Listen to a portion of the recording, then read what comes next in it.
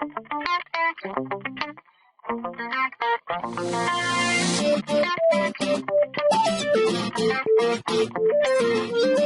is Ngui. I'm going to take you through a presentation on how to build performance scorecards. The issue of the Balanced Scorecard is one of the key performance management instruments. Is well documented. The Balanced Scorecard was developed by David Norton and Kaplan. Ever since the development of the Balanced Scorecard, there have been many variations in different countries based on the different environments. In Zimbabwe, the Balanced Scorecard has been used extensively in many organizations. Industrial psychology consultants, as industrial psychology consultants, we have actually implemented the Balanced Scorecard in more than 105 companies locally and regionally. We have had the experience. There are many challenges. There are some we have succeeded. There are some we have failed for various reasons. And I will explain some of the reasons as we go through this presentation. At the end of this session, I expect people who are listening to this session to be able to build their scorecards, to be able to assist other people to build the scorecards in their own organization. Let's look first at the performance management challenges. When you look at many organizations, I'm sure you can testify to this. A lot of organizations claim to manage performance on paper, but nothing actually happens in practice.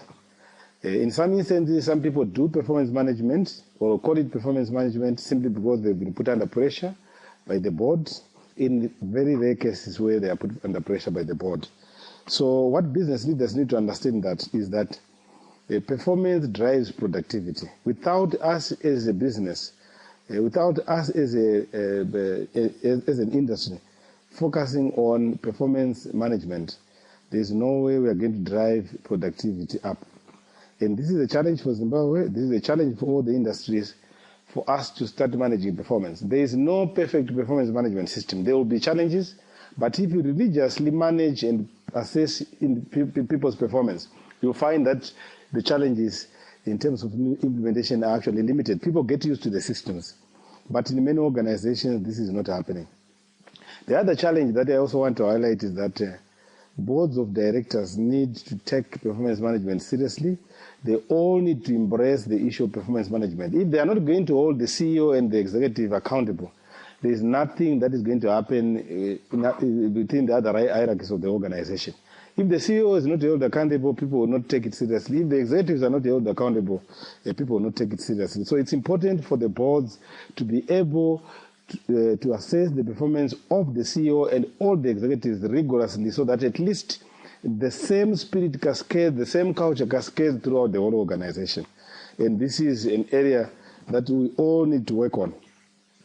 Let's look at performance management challenge that we normally find within organizations. Like I have already indicated, in most organizations, there is no performance culture. People talk about performance, but nothing gets done. And this is creating problems for many organizations. That's why even now it's very difficult for any organization to be able to fire someone based on non-performance. Because the things that we measure have got nothing to do with performance. The things that we accuse people of not doing have got nothing to do with performance. The other challenge is that people are not being held accountable for results. In many organizations, when you go in there, there's no difference in remuneration between a non-performer and a performer. In actual fact, you might actually find that your non-performer gets rewarded more because they know how to position themselves politically within the organization's hierarchy. So that tends to compromise the motivation of your good performers, because they know if they perform, nothing happens. If they don't, nothing happens. So why bother? The same applies with your non-performers. If nothing happens, they will not change. The other challenge in terms of implementing performance, which I find to be the biggest challenge probably at a very senior level, is that strategies are rarely implemented. Many organizations go to strategy sessions, but they rarely implement their strategies. That is if the strategies are documented. In one instance, for example, I was doing a strategy session for one organization, and when preparing to go for the strategy session, I said, "Can I have a copy of your previous strategy session?" The MD then said, "Okay, let me check. I don't think I've got it. Let me check on my computer and I'll forward it to you." Then I checked with the MD after an hour or so. He said, no, we can't find it. Let me check with the other executives. All of them could not find it. So where was the strategy? So it just means companies are wasting money going for these strategy sessions in the resort areas without actually being committed to these strategies. I'm sure it's probably because the boards are saying, we want to see a strategy document. It's better for organizations not to have a strategy document at all, as long as they're implementing what they agree, probably in their meetings. So the other challenge also is that most of these strategy documents, or most of the strategies that are actually coming out of this, which is also affecting performance, is that when executives go for strategy sessions, they don't involve or they don't solicit the views of the people who are actually on the ground. So what ends up happening is they come up with targets, agreed targets at the executive level. When they now want to cascade these targets down within the organization as a hierarchy, they now face resistance because people are now saying these things are not achievable. Don't you know this is happening? So that then creates an ownership problem. People will not take ownership if they are not involved. So the key thing is no involvement, no commitment. And I don't know why executives miss this point. It's better for people to do a thorough analysis within their own organization before they go for a strategy session. Well, after a thorough analysis, you take all the input, go to the strategy session, and look at the data that comes out of that. This also includes getting data from customers, getting data from other stakeholders. As you can see, 9 out of 10 companies cannot implement their strategy, or 9 out of 10 companies cannot implement their strategy. And this is a finding from David Norton and Kaplan, who are the originators of this concept of the Balanced Scorecard. So as you can see, there are many other challenges that we find in many organizations relating to implementation of performance management. If these things are not addressed, you can as well say goodbye to performance management because it will not happen. Nothing will change. Yes, it will be on paper, but nothing will happen. The other challenge that we also find with many performance management systems, whether you call it Balanced Scorecard, whether you call it whatever you want to call it, is that typical goals, or what people call objectives, are actually not measurable. I would want us to use the term goal and objective interchangeably. Don't worry about the meaning. They can be used interchangeably. But in most organizations, what people call goals are not actually goals. I want to give you an example. There was a beekeeper with 2 sections. And you know the purpose of beekeepers is for them to produce honey so that they can export, for example. So this beekeeper with 2 sections, in section A, the bees were measured on the number of flowers visited. In section B, the bees were measured on the amount of nectar collected. Okay.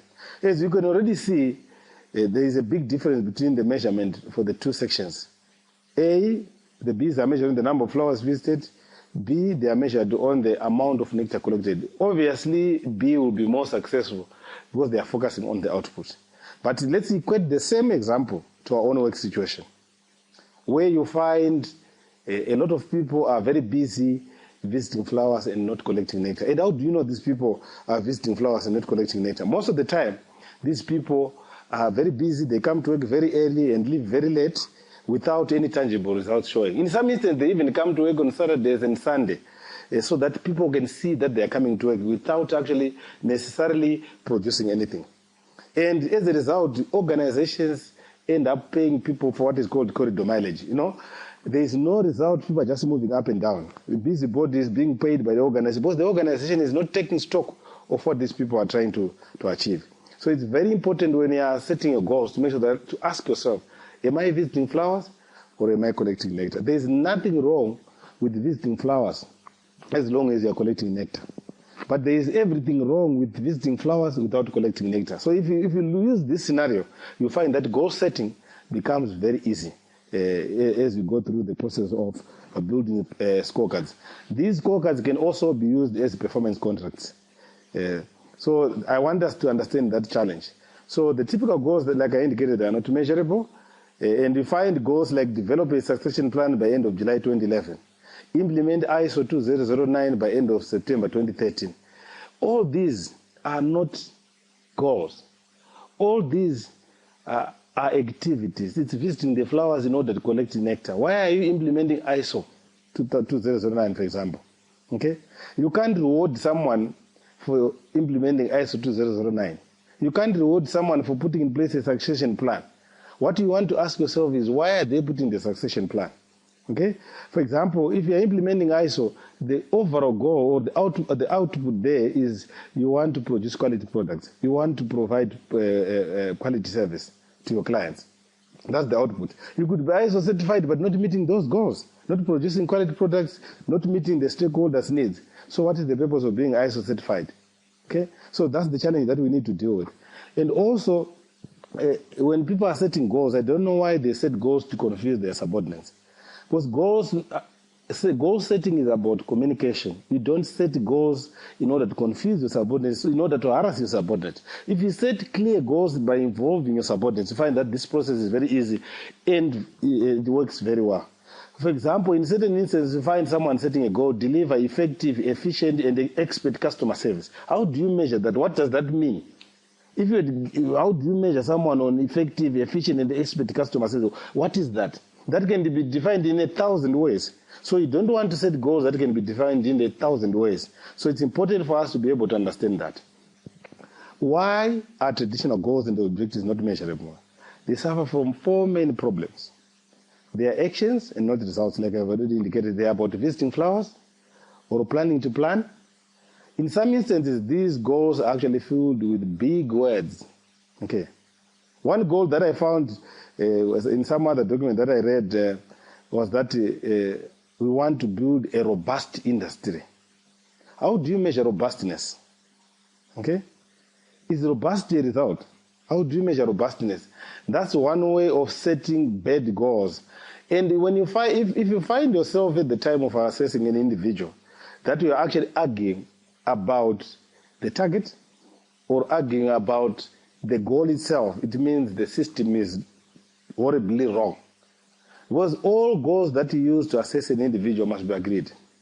And once agreed, sealed, we can only renegotiate when the parameters have changed or the environment has changed. So what we are saying here is, your goals must be crafted in results-oriented language. Use simple words with clear meaning so that people that you are communicating to actually will be able to understand. So in setting the goals, you need to avoid using adverbs and nouns. All goals must always start with an active verb. All goals, I want to repeat this, all goals must always start with an active verb. Okay? Active verbs are like grow revenue. That's an active verb. Okay? You can't start a goal like with aligned or capacity. Okay? So every goal must start with an active verb. Let's look at what measurable means. The simplest way to define measurability is that you must be able to count something. To count, you must be able to observe it, to see it, to hear it, or touch it, or detect it objectively and consistently. When you set objective goals, the good thing is, whether it's you who is going to assess the performance or another manager, they will still find the meaning clear, they will still find the targets clear, which means any other manager can come and say, how have you done on these goals? And this is what I have done, and they can assess. But if you have got confusing goals, where you use big words to confuse your subordinates, you find that they resist, and there's always arguments around setting of goals. So it's important. So the only way something can be measurable is it first is described in a way that makes it possible to recognize when it exists or to what extent it exists. I want to repeat this point.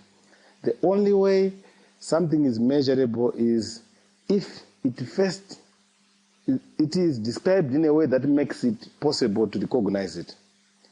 And let's go back to the issue of the robust. Build a robust industry. How do you recognize the robust industry, for example? That is not a goal. So again, when something is measurable, it must be described in a way that makes it possible to recognize when it exists or to what extent it exists. That's how we define measurability there. You can make an immeasurable goal more measurable. Practice looking for action-based goals and re-articulating with results language. Ask, if this action works, what benefit are we expecting? Do this before you even talk about measures. What exactly do you want to achieve? What exactly do you want to achieve? That's the question that you need to ask. We'll talk more about this as we go through this presentation. But for now, I want to go now to the model. I will not go into the theory on how the Balanced Scorecard evolved, or I've already indicated this system was developed by David Norton Kaplan long back for purposes of assisting organizations to implement their strategy. And this has now been cascaded to issues to do with performance management, which is fair and fine. But let's look at the Balanced Scorecard, which has got four perspectives, which is the financial, customer, internal business processes, and the learning and growth. And let's look at the model in more detail. When you look at this model, it has got four aspects. I will start with the financial. Your financial perspective represents the voice of the shareholder. And when you say the voice of the shareholder, you're saying, what do your shareholders expect from your business? If you're a profit-making organization, they expect a return on their investment. They expect you to grow the revenue. They expect you to manage your costs so that you can give them a return. So the financial perspective, when you look at it, it's actually more generic. The financial perspective is about growing revenue and managing costs. And if you do that, it's very likely that you will achieve what the shareholders want. But who gives you the money? The customer gives you the money. This customer, during the period of hyperinflation, for example, a lot of companies neglected this component of customer, or they never used to bother about this customer because the environment was so tough. But now with the advent of multi-currency system, it's very important that we understand that the customer gives us this money. And if you don't have this customer, if you don't delight this customer, there will be no money to talk about. And let's look in more detail about the customer. When you look at the customer perspective, you're talking about the voice of the customer, and also in terms of growth of your customer base. So this is where you talk about market share growth. This is where you talk about customer satisfaction under your customer. So in order for you to make money, you must be able to delight or exceed what your customers or stakeholders want from you. Just to give you a few examples, when I train most of the time, and they've trained more than 25,000 people ever since we started using the Balanced Scorecard. Whenever I ask people whenever I ask people if they have received good customer service in the past 6 months, we always get one or two people out of more than 20 people saying they have received good customer service. Or in some instances, we actually get none. No one who has received good customer service. So this is a serious problem for the whole nation that need to be addressed. Whenever you talk to people, whenever you go to some organizations and you want to give them, you want to buy a service or a product, you always feel you are not wanted. I don't know what is wrong with the personality profile of most of the people that are serving customers. In one instance, for example, I wanted to buy a generator soon after the introduction of the multi-currency. So I was driving to the airport. When I read this newspaper and this advert, I said, look, let me call this company so that I can buy the generator. But that's when electricity was also a big issue, just like now. So when I called the number, I said, please, can you call me in about 5 minutes? I will have packed so that you can give me direction, because I've got the money, I want to come and buy a generator. Then this gentleman just said, you are the one who wants the generator, you can call me later. Okay, so I just said, okay, maybe they don't even have the generator themselves. So there are so many cases where you can talk about poor customer service. I remember again at some stage I went to some other department, government department.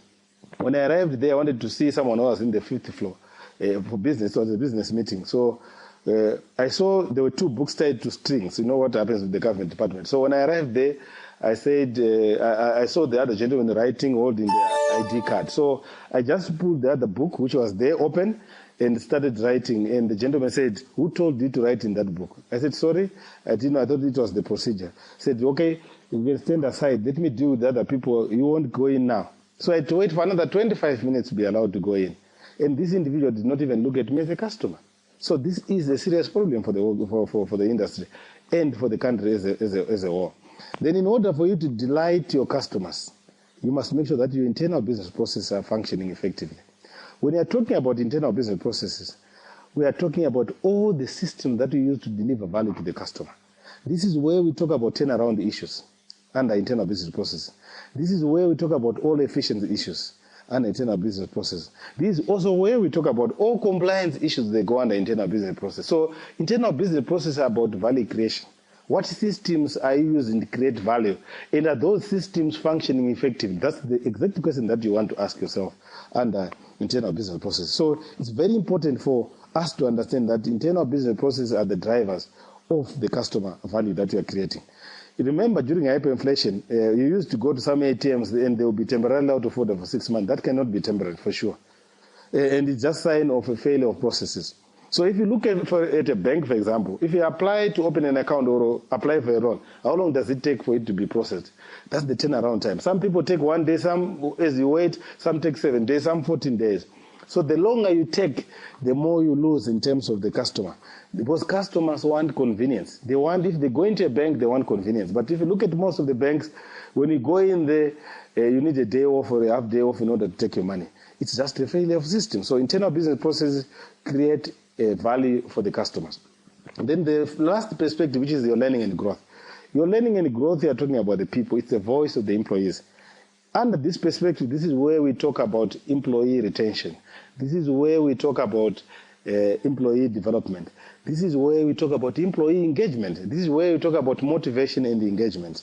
So learning and growth perspective is the anchor of your whole strategy, because this whole thing represents your strategy. This is the anchor of the strategy.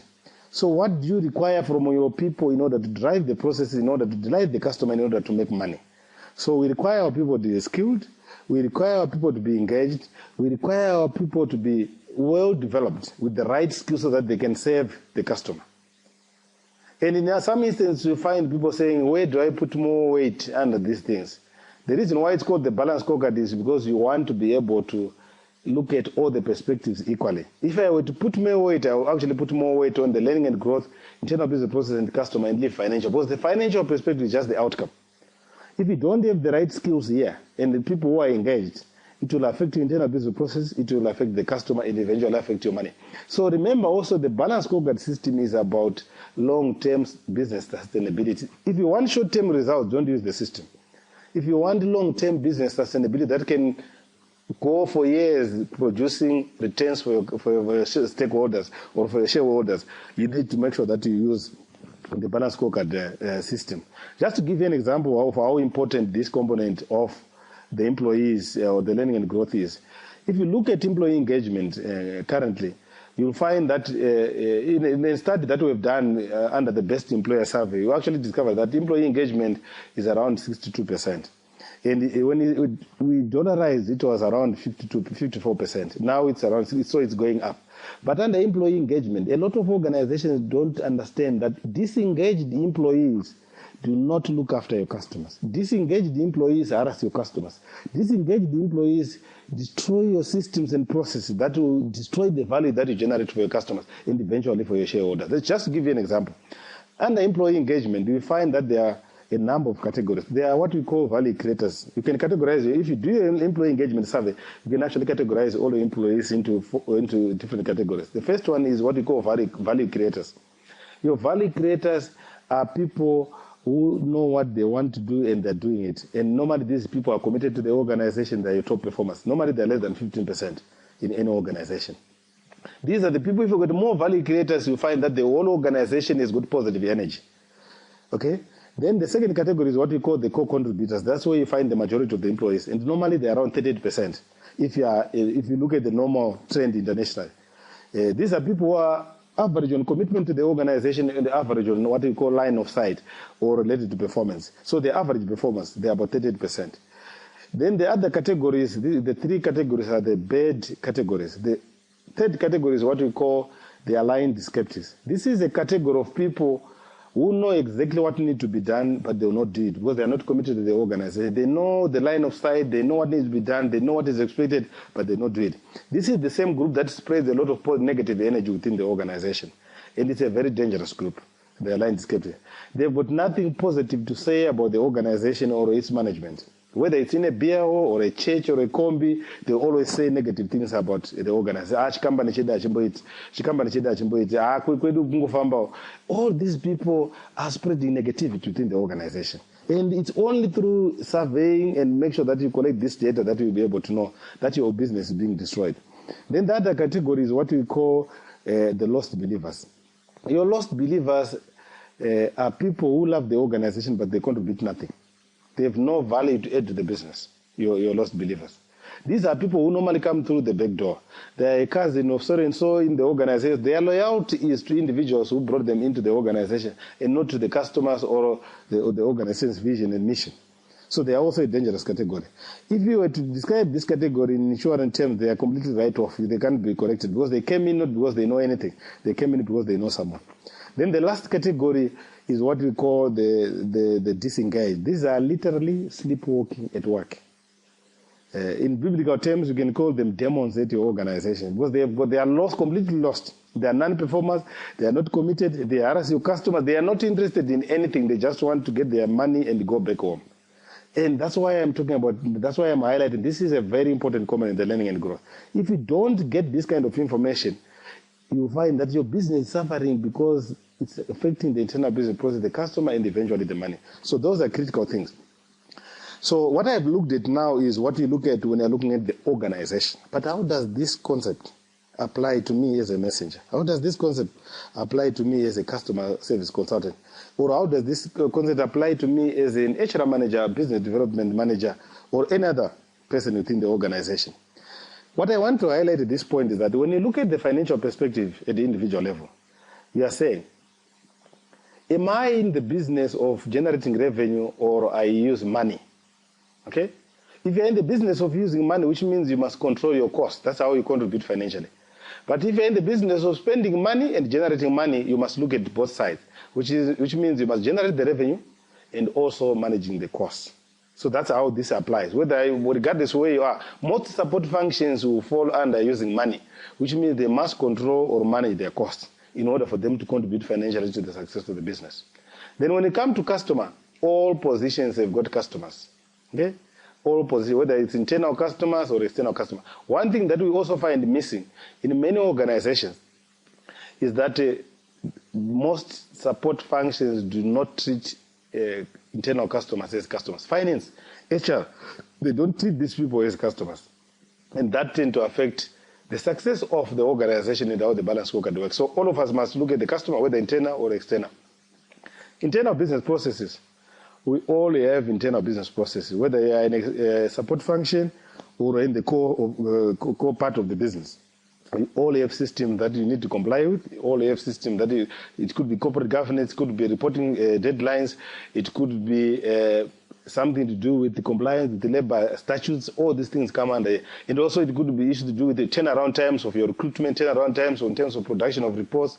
All that comes under internal business process. Learning and growth, we all have some component of learning and growth. If you don't have subordinates, this is where you talk about your own self-development, okay, under your learning and growth. So you can see this applies, whether you look at a messenger or whatever, it applies to all of us. And I find some people saying, how can I have a balanced scorecard for a messenger? Yes, they've got financial component. For example, if you look at a messenger, they obviously got financial component in terms of how they use the company vehicle, how they utilize the fuel, and other things, avoiding accidents. Customers, they deal with customers directly. Internal process is their turnaround time in terms of deliveries, in terms of other things that they do. Learning and growth is their own development. Do they understand the technology now?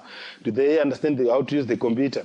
Do they have customer service skills? All these things apply. So there is no way you can then say this does not apply to any one department. So this scorecard, when you're building your scorecards, you start building the scorecard of the CEO. And what we normally recommend when you're building the scorecard for the CEO is to build the scorecard of the CEO with all the direct reports present. And after building the scorecard for the CEO, you then go to the other people who report to the CEO together as a team. You build this together, HR, operations or production, finance, audit, all the people who report to the CEO must build the scorecard together one by one. We do audit now, we do production, we do finance, we do marketing, whatever the departments you have got, they must be done together, including the CEO being there. The advantage of doing that, of following that process, is that when you do your scorecards in that fashion, you also make sure that each individual is brought into the scorecards of their team members. That is very critical. Let's now look at how we actually build the scorecard. Here we are going to focus on goals, measures, and targets. Okay. Just to recap, I want to highlight that these terms are very critical. We have already talked about perspectives. In perspectives here, we are talking about the financial, customer, internal business process, and the learning and growth. Then there's what we call a goal in building scorecards. A goal, in this case, we say it's a statement of intent. I will show you how it works. It's a statement of intent. And it must always start with the doing word. And when I say start with the doing word, you can't say to grow revenue. Okay, what do you want to say to grow revenue? Why don't you just say what I want to do is to grow revenue? Don't use to. Okay? And in some instances, you find some people are starting their goal with profit. What do you want to do? I want to profit. What do you want to do? I want to revenue. They start their word with the revenue. That's not how you start your goal. You want to grow revenue. I want to use this example for now. So the goal is we want to grow revenue. That's our statement of intent. And we started with the doing word, an active verb. Then the measure. Your measure is traditionally what we used to call key performance indicators. That's your measure. We are saying we want to grow revenue, but how are we going to know that we've grown revenue? What exactly are we going to look at to see that we've grown this revenue? If you look at the goal of growing the revenue, our measure will be revenue growth, which can be in dollars or in percentage. So the measure will be revenue growth. I want you to understand that. The measure will be revenue growth. Then we go to targets. Maybe before I go to targets, under measure, you can have one goal with more than one measure. It is very possible. If you've got a broader goal, you can have more than one measure. Then when you go to target, the definition of a target is that it is the desired level of performance, and it should never be a debt, D-A-T-E. It should never be a debt, because a debt is not the desired level of performance. Put your debts under your action plans. And when you're setting your scorecard, you don't need to put by this date, by this date. I'll show you how we deal with that. But based on our experience, we've also noticed that if you put one type of a target, it becomes very difficult to reward people based on performance. We have developed what is called the baseline target and the stretch target. Your baseline target is when you achieve the baseline target, you've just done your normal job. You've just done your job. You've just done the bare minimum. That's how we look at it. So it's important for us to be able to understand that when you have achieved the baseline, you've just done your job. Then stretch target is the maximum target that is achievable. So baseline, you can equate it to minimum. Stretch target, you can equate it to the maximum achievable. So in our example of grow revenue and the measure of revenue growth in dollar terms, the baseline target could be 2 million. The stretch target could be 2.5. Okay. As you can see, I've already differentiated between the two, the baseline and the stretch. The advantage being that, because from our own research that we've done and also auditing some of the performance management systems, we have discovered that people, when they say they're implementing an incentive scheme, when you then go and look at the calculations and how the performance is measured, you actually discover that people are being paid for what they are already being paid to do. Organizations pay people a salary in order for them to produce some form of value. But if you are going to go then and incentivize someone for producing the same value that you're already paying them, what are you saying? What message are you communicating to those employees? That we have got the money to waste. That's exactly what you're saying. Okay, so that's how we look at the target. Then the next thing is, yes, we have looked at the goal, which is grow revenue.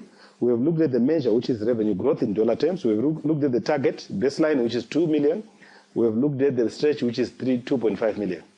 But the next question is, this 2.5 million and 2 million, we must achieve it within what period? Then we go to what is called the reporting frequency, or what some people prefer to call the target period. Either your target period or a reporting frequency, you are now saying, this 2 million and 2.5 million is a monthly target, a quarterly target, a yearly target, or a half-yearly target. That's the purpose of the reporting frequency. This helps us now to capture the time element. We are now capturing the time element at this stage. So that's how we set the goals within the Balanced Scorecard framework. Let's look at this example of a CEO. This is the scorecard for a CEO. This is how you come up with the scorecard for a CEO. As you can see, we've got financial goals, we've got customer goals, internal business process goals, we've got learning and growth goals. All these form a scorecard. Your scorecard should never be more than one page. As you can see, this is the scorecard. For example, if you look here, we've got a goal of grow revenue. The measure is revenue growth. Where it says unit there, it's actually, you are just defining whether you are measuring dollars, you are measuring percentage, you are measuring time. Then the RIF is your reporting frequency or target period, which you can see here is all annually. Then you've got your baseline target, stretch target, actual, and achievement ratio. This template, will explain it in another audio presentation that is going to be part of this presentation, where we actually show you how to go through this template and how to use this template. and we are going to be. It is going to be part of this. As you can see, when you look at this template, it has got also summary ratings, which I will explain later on in the other presentation, where you've got the rating scale of wooden spoon, bronze, gold, platinum, diamond, and also the scorecard owner's comments there. You can also have the manager's comment there, but this will be explained in more detail later on. But what I wanted you to understand is how you set the goals. So I want to just repeat one or two goals from the scorecard so that we see. Let's go and look at the goal of manage cost within industry benchmarks, for example. That's our goal. What do you want to do? I want to manage cost within industry benchmarks. We normally discourage people from using starting their goals with the words like reduce cost or contain cost. You know, when you say contain, you can already see someone containing the cost. Because if you say reduce cost or contain cost, people might not even give you bond paper when you want to print an invoice for a client because they want to reduce cost. But when you say manage, you are sending a message to the person that you can cost effectively deploy the resources that you have as long as you are generating value. So whatever you say undergo has got a bearing in terms of what ends up happening with the person that you are actually setting goals for. Then with this goal, the measure is for managed cost within industry benchmarks is your cost to income ratio with a baseline of 32%, a stretch of 28%. As you can see, because we want to reduce, obviously your baseline will be higher than a stretch. That's how we set the goals there. Then under internal process, one of the goals will be the reduced number of safety-related incidents. The measure will be incident reduction rate. This is we are comparing 2010 and 2012. And the measure we want to reduce by 95% and 100%, which means we want to eliminate that. The other goal that you can also find there is comply with the statutory requirement. This must be on each manager's scorecard. Then compliance, and with compliance issues, normally you want to comply 100%. You can't say you want to comply 50% with statutory requirements. Okay, so that's how you set the goals. Just going back to the issue of customer, there's another important goal that you also need to look at, like, for example, retain profitable customers. The reason why we are qualifying here profitable, there are some customers that are not profitable, that are probably wasting your money. So you don't want to retain those classes. So when you're talking about retention, you're talking about people who are generating value for the business. And you are also generating value for them. And the measure will be retention, and you want to retain, and this is an annual target, you want to retain 95% and 100%. That's how we set the goals. We now go to learning and growth. Under learning and growth, as you can see, one of the key goals there is increase employee productivity. And the measure is output per worker. Here we are mainly focusing on labor productivity, so it will be output per worker. And here, as you can see, this is in units of production output. And the target for this organization is 4,500 and the stretch of 500. This is an annual target. That's how we set the goals. The other goal that is also common is to build a strong employer brand. How do you measure that? You look at retention of competent employees, and you want to target 95% retention and 100% retention. You can also measure employee engagement, which I have already alluded to, 65% employee engagement and 75% employee engagement. And this only comes through a survey. You only need to do a survey and calculate the employee engagement correctly. So that's how we set the scorecard, and it should be only one page. Your action plans are critical, which is the visiting with the flowers. If you look at the template that we've got, it will give you another section for you to input the action plans, but we don't waste time there. And we also don't want the manager to waste time there. The action plans, you leave that to the individual or the job incumbent to come up with their own action plans. So let's go back to say, what are the key things in building the scorecard that we must all understand? When you are talking about measures especially, you must make sure that the measures are within your control. There's no point in giving someone a measure that you know it's outside their control and it's not going to happen. And you must also ask yourself, is the measure going to impact positively on the performance of the team? Can the individual be rewarded or punished based on the performance of the key performance indicator or measure? Can performance be assessed based on this performance measure? Can we set objective targets? And they must be measurable, and they must represent a key output. That's how we look at the measure. Let's look at characteristics of good measures. Good measures focus on value addition, on generating value. They focus on output and mostly the objective. Do not waste time focusing on measures that are not objective or that are outside your control. Let's look at examples of good measures. So we are looking at lost time injury frequency, which is most common for mining companies and also manufacturing companies. Lost time injury frequency related to safety. Then you can also look at number of labor cases referred to outside bodies. This is for HR people. If you've got so many labor cases that they referred at the NEC or some form at arbitration or at the Ministry of Labor, it's really a sign of you not doing your job. You have not educated the people to be able to handle these cases properly. Staff turnover, which we normally prefer to cost retention, rather staff turnover was more negative. KGs process depending on what product you produce. If you are in the banking sector, you could also look at things like you could look at things like your deposits. You could look at deposits from new customers. You could look at revenue from new clients. You could look at market share. You could also look at turnaround times in terms of processing your loan applications. All these things can go under your good examples of good measures. The bad measures. Most of these bad measures are just good to know. They don't add value. They are mainly based on input. Then sometimes they are outside the control of the individual. And half the time, they're actually very subjective.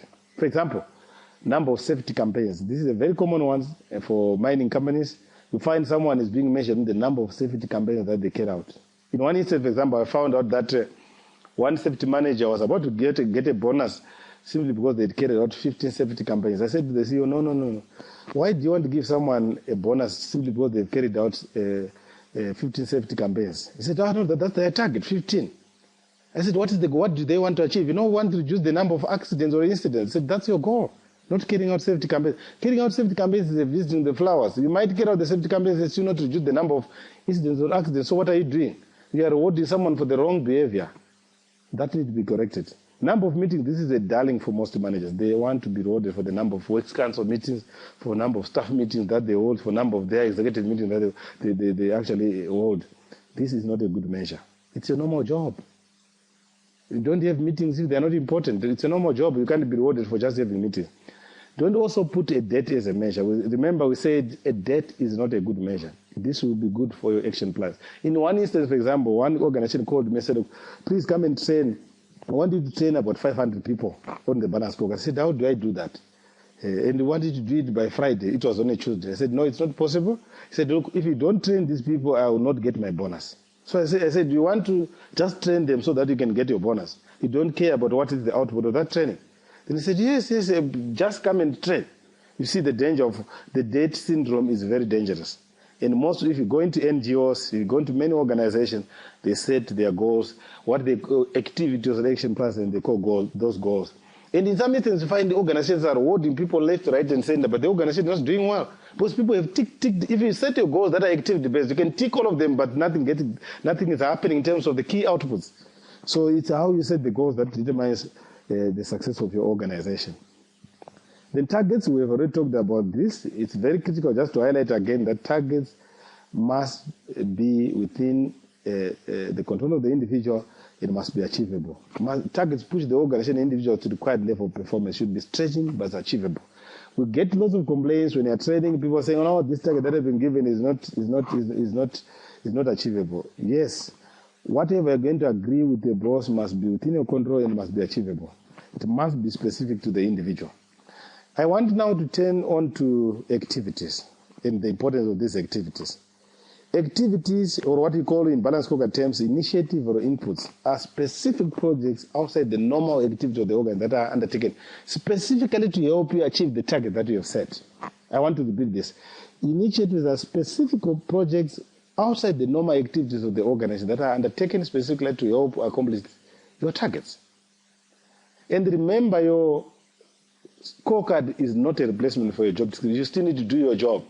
But your scorecard is a reflection of your strategy and where you are going. Your job description is a generic document. It will not change. It can be there for years. But your scorecard will change depending on the strategy of the organization. If the strategy says, let's look east, the scorecard must show that you're looking east, but your job description will remain the same.